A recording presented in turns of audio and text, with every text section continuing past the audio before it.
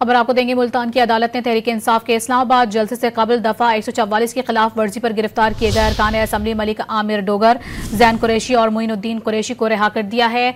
इस बारे में मज़ीद तफसीलात हासिल करेंगे। डॉन न्यूज़ के नुमाइंदे तासुर सुबहानी हमारे साथ मौजूद हैं। तासुर, इस रिहाई से मुतालिक क्या तफसीलात हैं आपके पास? जी बिल्कुल, मैं आपको बताऊं कि इस्लामाबाद एहतजाज से कबल मुल्तान में पुलिस ने जो है वो मेंबर कौमी असम्बली मलिक आमिर डोगर, जैन कुरैशी और मेंबर सूबाई असम्बली मोइनुद्दीन कुरैशी को गिरफ्तार किया था और आज 5 रोज बाद जो है वो जुडिशल मजिस्ट्रेट की अदालत में पेश किया और पुलिस की जानिब से रिमांड की इस्तदा की, जिसे अदालत ने जो है वो मुस्तरद करते हुए तीनों रहनुमाओं की रिहाई का हुक्म दिया, जिसके बाद जो है यहाँ से पुलिस ने उनको रिहा भी कर दिया। कारकुनों की बड़ी तादाद भी अदालत के बाहर मौजूद थी। शदीद नारेबाजी की गई।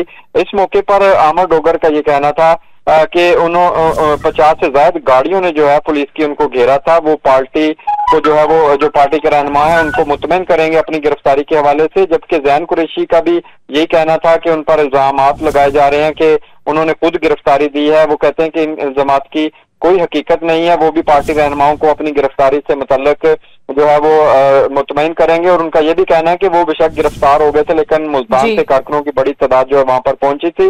अदालती अहकामात के बाद जो है वो तीनों रहनुमाओं को यहाँ से रिहा कर दिया गया है और वो अपने जो है वो पार्टी के बड़ी तादाद से कारकुनों की मौजूदगी में यहाँ से जो है वो रवाना हो चुके हैं। तासर, बहुत शुक्रिया आपका।